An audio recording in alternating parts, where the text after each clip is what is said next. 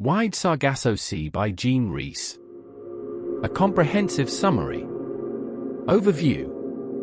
Wide Sargasso Sea, 1966, is Jean Rhys's post-colonial and feminist prequel to Charlotte Brontë's Jane Eyre. It reimagines the life of Bertha Mason, that madwoman in the attic, and gives her a name, history, and voice, Antoinette Cosway. The novel is set in Jamaica and Dominica in the 1830s to 1840s, just after the Emancipation Act of 1833 abolished slavery in the British Empire. Through 3 parts and shifting narrators, Rhys explores race, colonialism, patriarchy, identity, and the psychological destruction of a Creole heiress married to an unnamed Englishman who becomes Mr. Rochester. The title refers to the Sargasso Sea in the North Atlantic, a calm, weed-choked expanse where currents meet and trap things. It becomes a metaphor for Antoinette's entrapment between cultures, races, and continents, and for the stagnation of colonial relationships. Part 1: Antoinette's childhood in Jamaica, Coulibri Estate. Narrator: Antoinette Cosway, in first person. 1. Post-emancipation chaos. Antoinette begins her story as a child living at Coulibri Estate, near Spanish Town, Jamaica, shortly after the Emancipation Act. Her father, Alexander Cosway, was a slave owner who drank himself to death. Now the family is ruined. Her mother, Annette, is a beautiful Martinican Creole widow, isolated and hated by both the newly freed black Jamaicans and the white English colonists. The family is called white cockroaches, poor whites who stayed after emancipation, despised by everyone. Slavery has ended, but the social structure hasn't.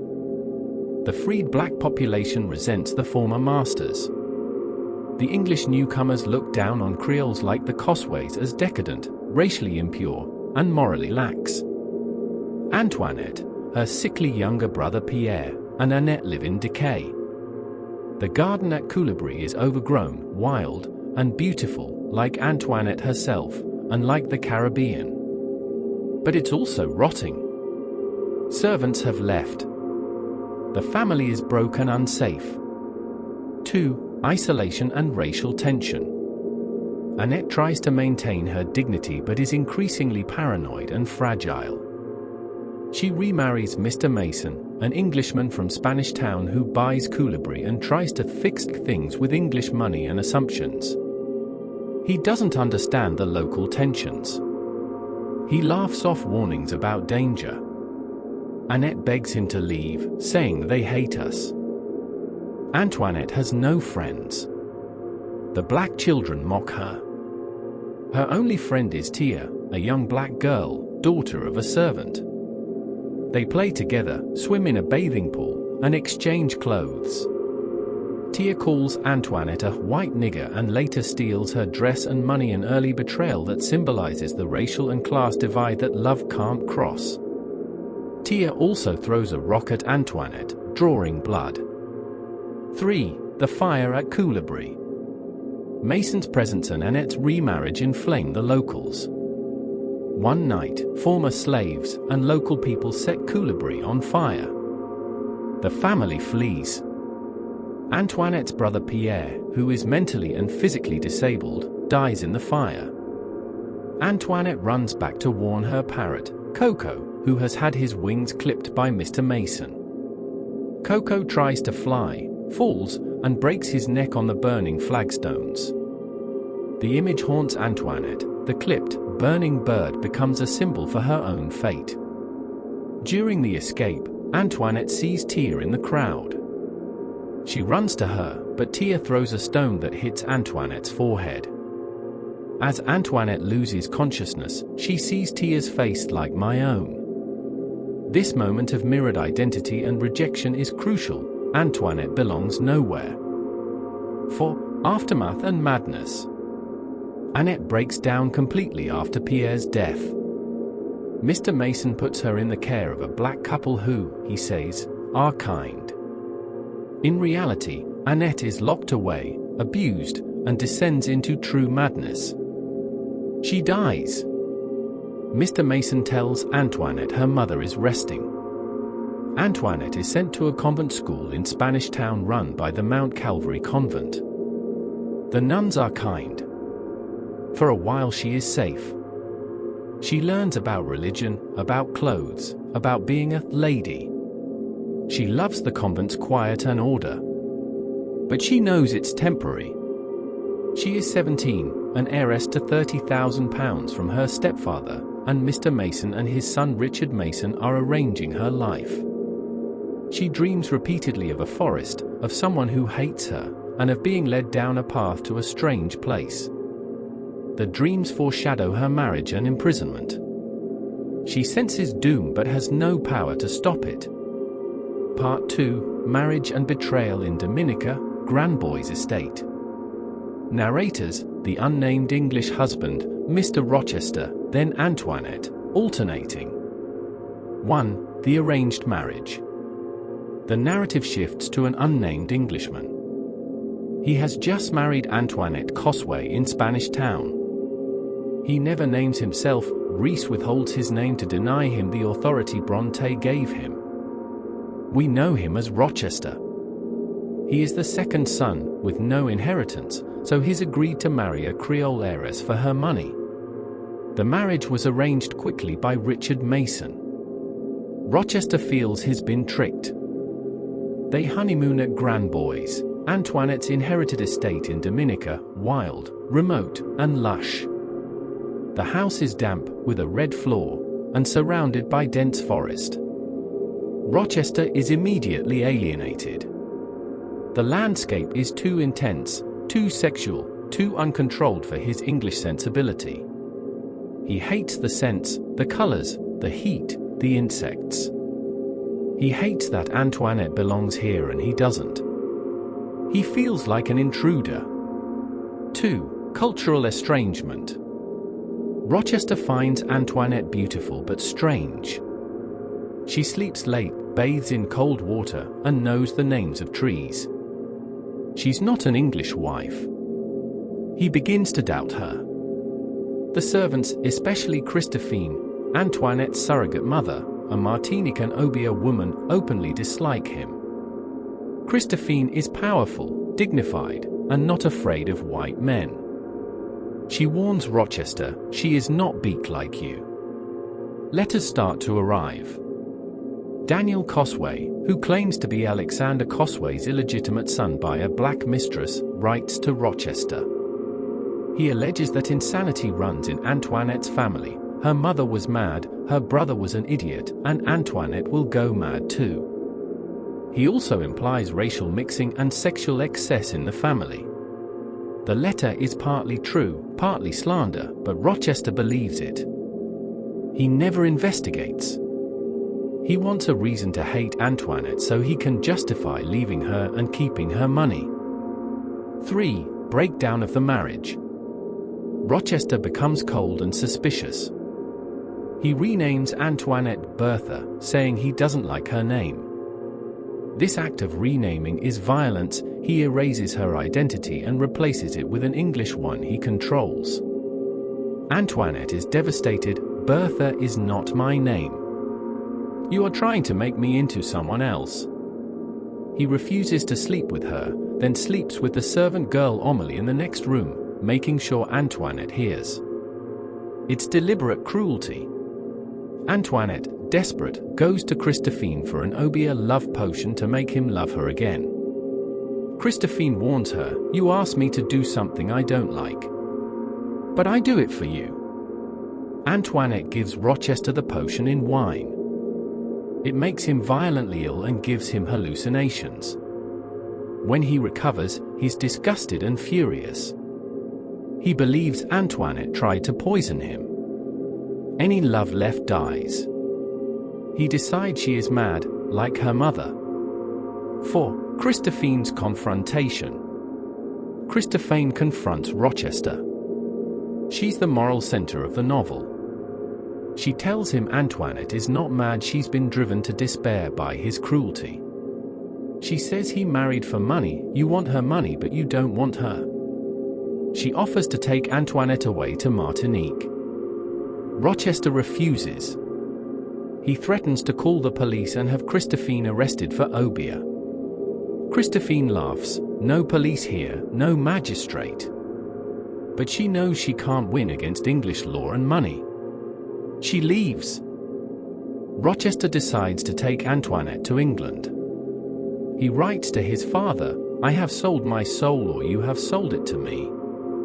He will lock her up and call her mad. In his last scene at Granbois, he watches Antoinette sleep and thinks she looks like a dead girl. He has already killed her spiritually.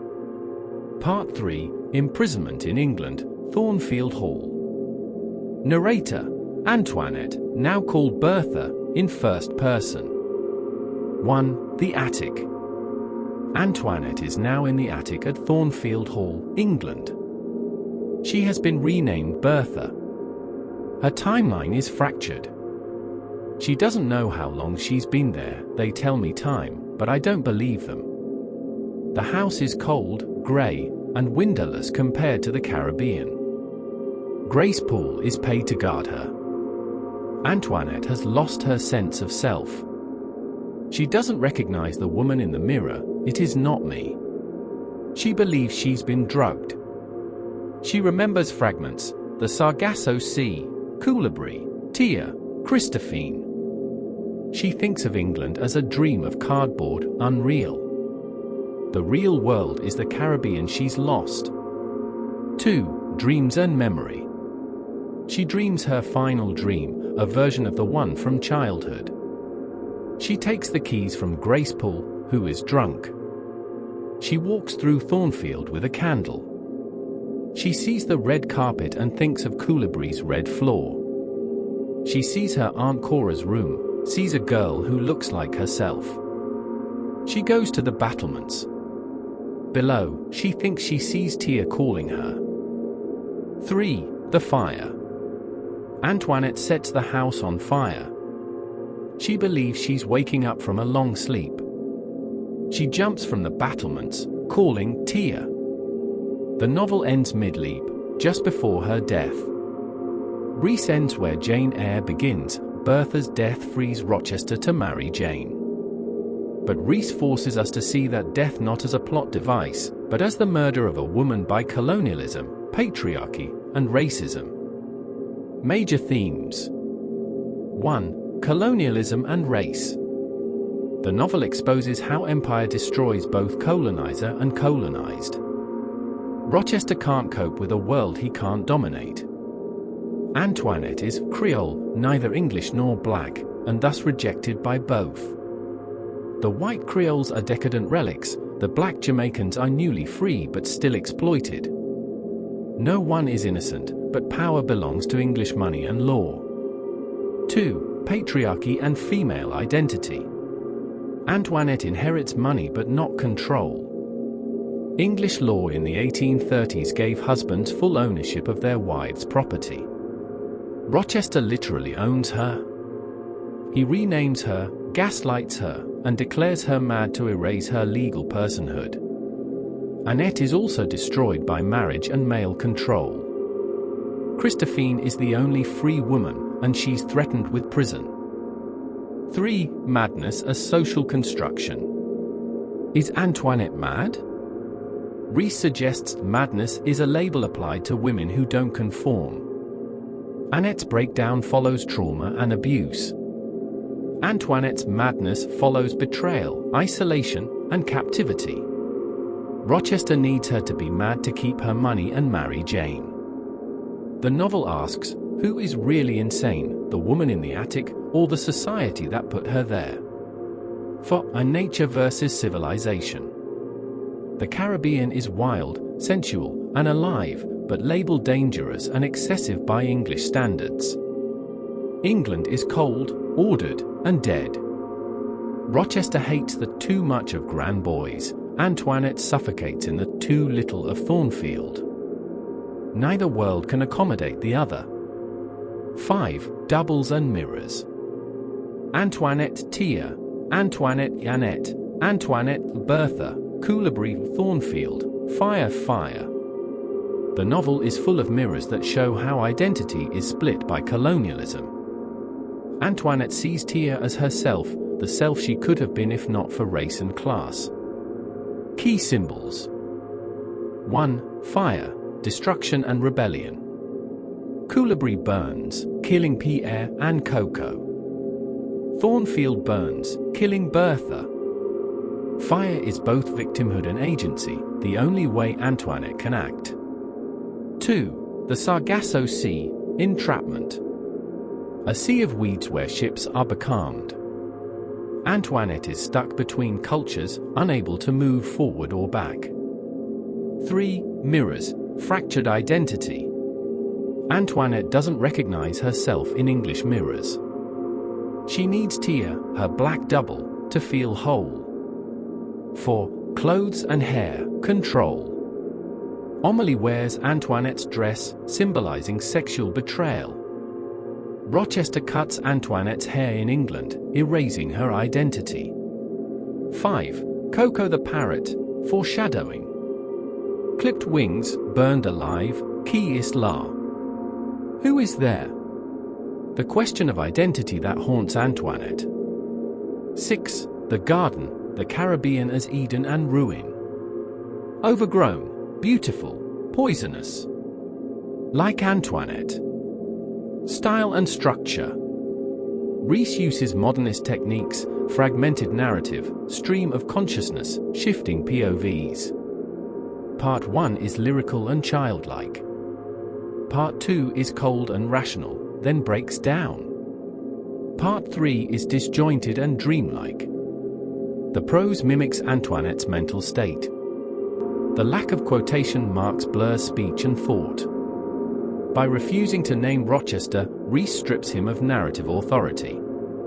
By giving Antoinette the first and last word, she reclaims Jane Eyre's silenced woman. Conclusion. Wide Sargasso Sea is a tragedy of colonialism, race, and gender. Antoinette is not a madwoman but a woman made mad by a world that denies her home, name, and self. Rhys doesn't just write a prequel, she indicts the cultural assumptions of Bronte's novel and of empire itself.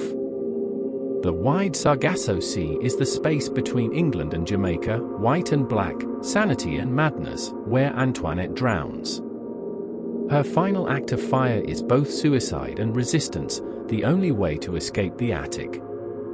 The novel asks us to reread Jane Eyre and see Bertha not as a monster, but as Antoinette Cosway, a girl who loved, was betrayed, and burned.